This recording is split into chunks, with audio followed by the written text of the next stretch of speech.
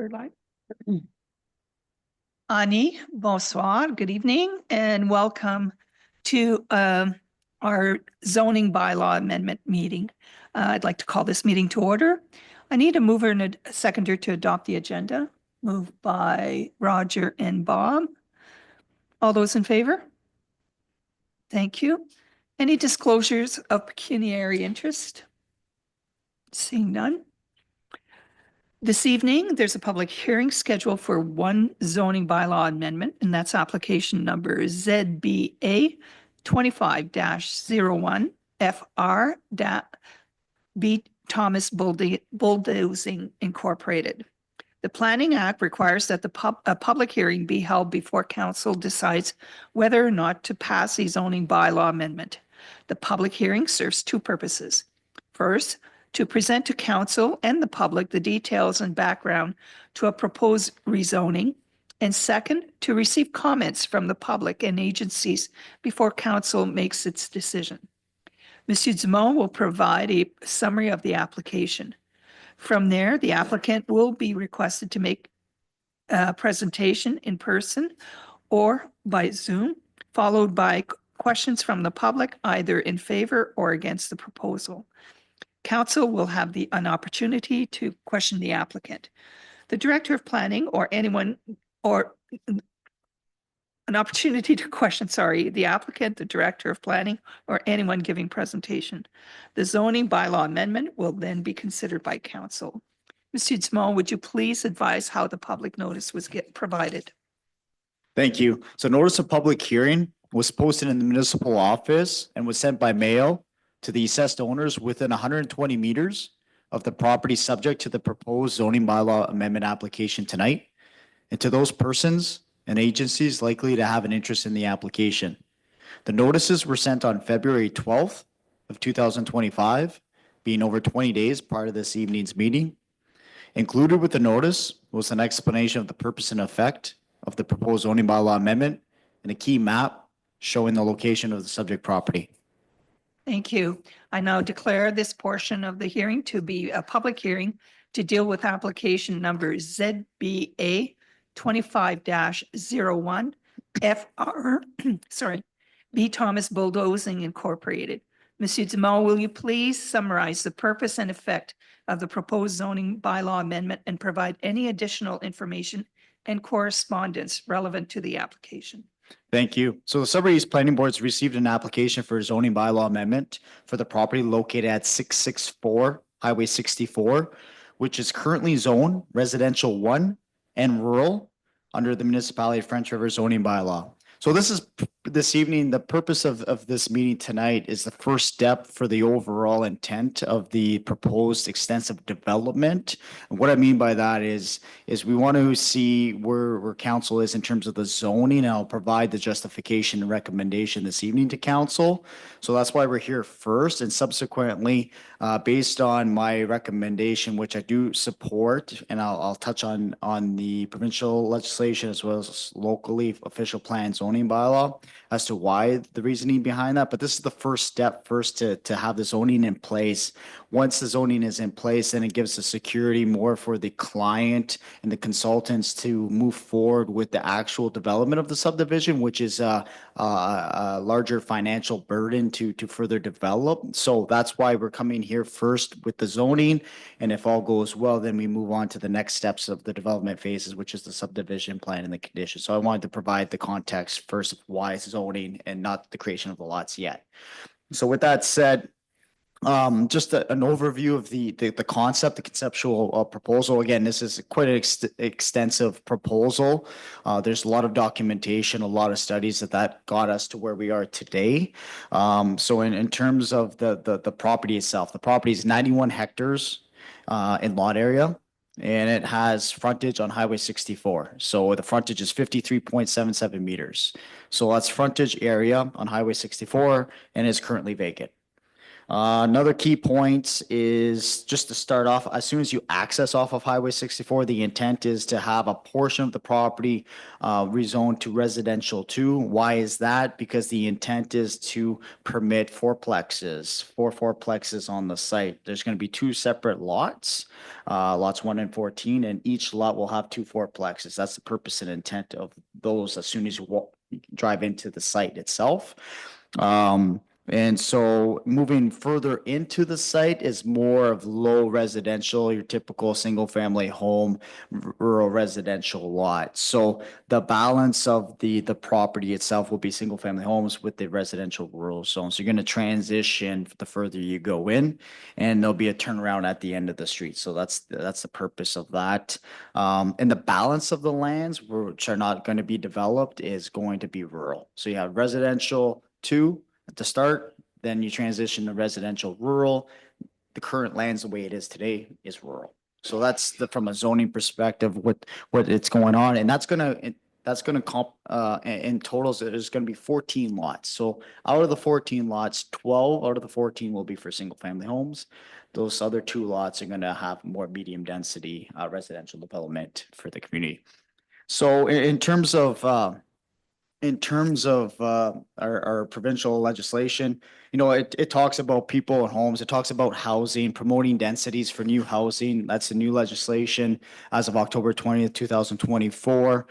We talk about settlement areas, specifically Albin is designated as a settlement area. Now, what's unique about Albin is the servicing component. Again, we've kind of touched on that with some of the reports and the studies on independent servicing, that being water, well, and septic privately. So I'll touch on that as well. And the balance of the lands fall outside of the settlement area, which is the rural land. So you have a mix of the settlement and the rural all on one property.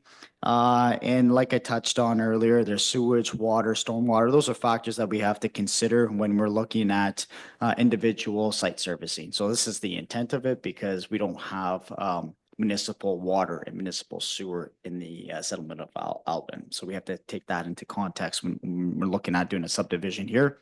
So again, now moving on to the official plan.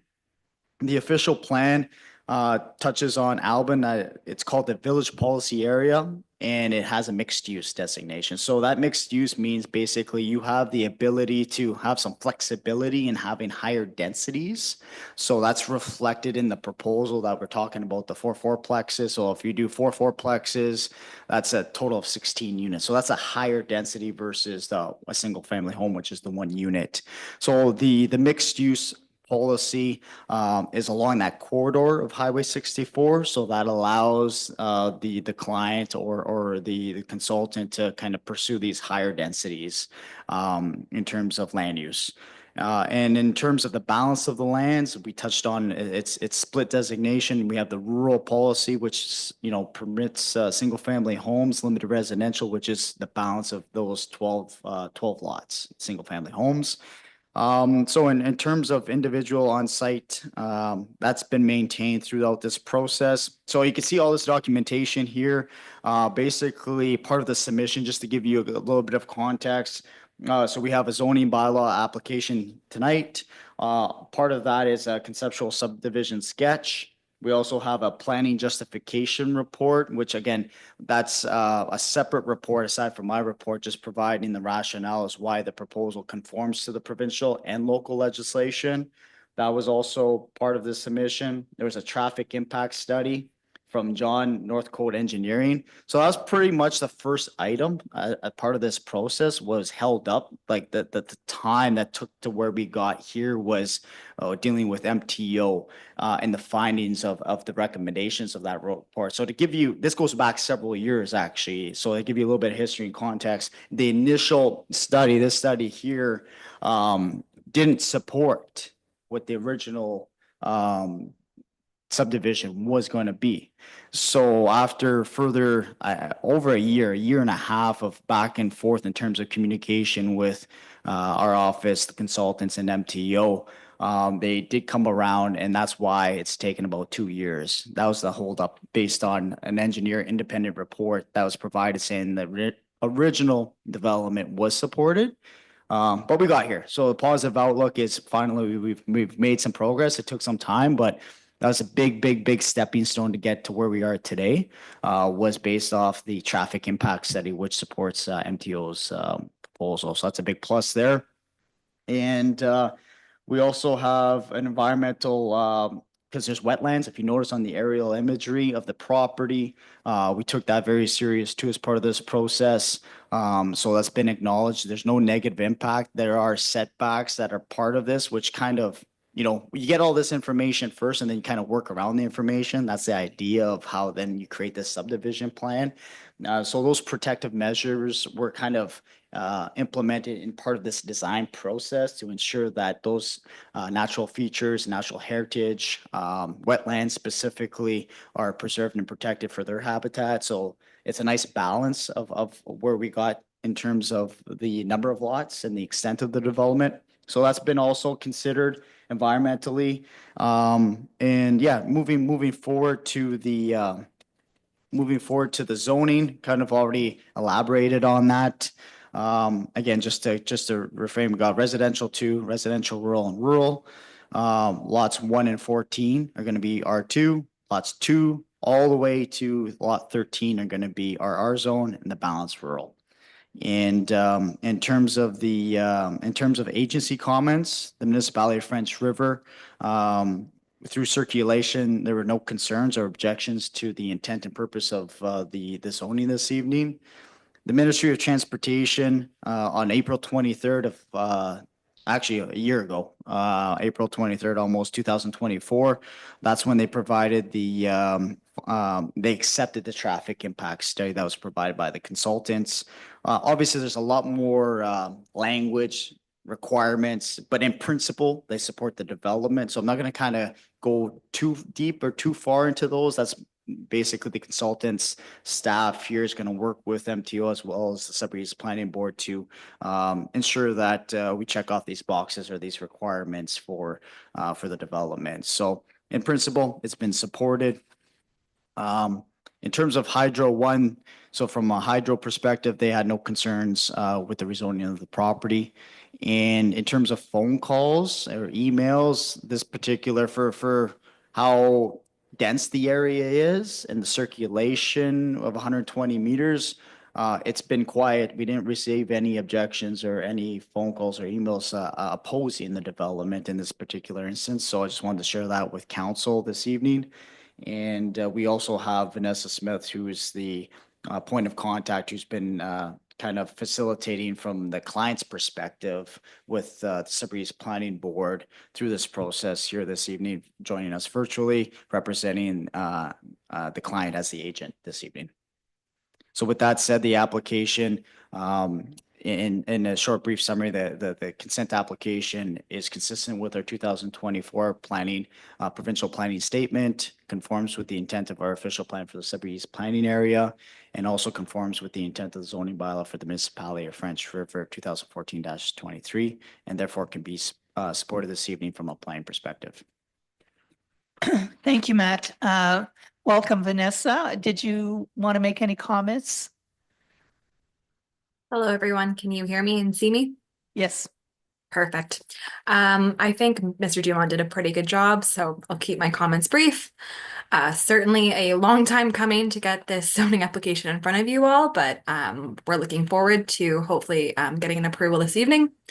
As Matt explained, the lots that will fall within your settlement boundary would be rezoned to an R2 with the hope that we would develop some fourplexes, and those would be rentals, with the remainder of the other 12 lots being for single detached dwellings on the larger lots to accommodate wells and septic systems. It would be a new municipal road that would be transferred to the municipality that would be servicing these lots. But this is just the first step in our development process. If we do get an approval this evening, we proceed through, it's called draft plan of subdivision, where we'd start doing all of the civil and technical studies that would be required to present to you guys to then receive draft plan approval. Then we could eventually get to road construction and get those lots on the market. In terms of things we provided, we put in a planning justification report to explain how it aligns with the 2024 PPS. We've also done a wetland delineation. It was originally our intention that the lots would continue down a bit further, but we did run into quite a large wetland, so we're staying away from that. And the other holdup, I'm glad Matt mentioned it, was MTO in this case. And so if you guys are unaware, MTO has spacing guidelines they have spacing guidelines for roads. And they claimed that since there was other municipal roads on Highway 64, we didn't meet the spacing guidelines to put in another municipal road. When they expressed that to us, we retained a traffic consultant, which came and said that given the posted speed limit through Highway 64 in this location, there was no concerns with, I think we were 264 meters, I believe, where we needed 300 between spacing requirements. And that resulted in a lot of complication for about a year and a half while we kind of had the backs and forth with MTO on why a municipal road in a town makes sense. That's where we want housing to be. And eventually they, with new staff, they came to see our position and now are fully supportive of the application. So long time to get here, but we're certainly moving forwards with supportive comments from MTO now. Beyond that, if anyone has any questions for myself, I'm more than happy. And thank you. Thank you, Vanessa. Are there any questions from council? It's a great project. We're looking forward to it. We are as well. MTO is the grouch of the government. Also, I mean, MECP, you'd be surprised. Yeah, I bet you've seen it all. All right. If there's no questions, then I declare this public hearing to be concluded. And now it's in order for council to make a motion and consider the application. So I need a mover and a seconder. Dean and Dave. It is moved and seconded. Be resolved that bylaw 2025-08, being a bylaw to amend zoning bylaw 2014-23 as amended, B. Thomas Bulldozing Inc. be read a first, second, and third time and finally passed. Thank you. If there are no further questions, I declare this public hearing to be concluded. The zoning amendment bylaw will be considered. No, I don't need that because we already did that. We're ahead. Please be advised that a specified person, public body, or registered owner may appeal the bylaw to the Ontario Lands Tribunal by filling a notice of appeal with the clerk of the municipality of French River no later than March 26. This notice of appeal must set out the reasons for the appeal and must be accompanied by the requirement fee, which is prescribed under the Ontario Lands Tribunal Act 2017. The fee should be made payable to the Minister of Finance. All comments will be treated as public records and given out upon request. And with that, I need a motion to adjourn. Willie and Roger. All those in favor? Thank you. Thank you, Vanessa.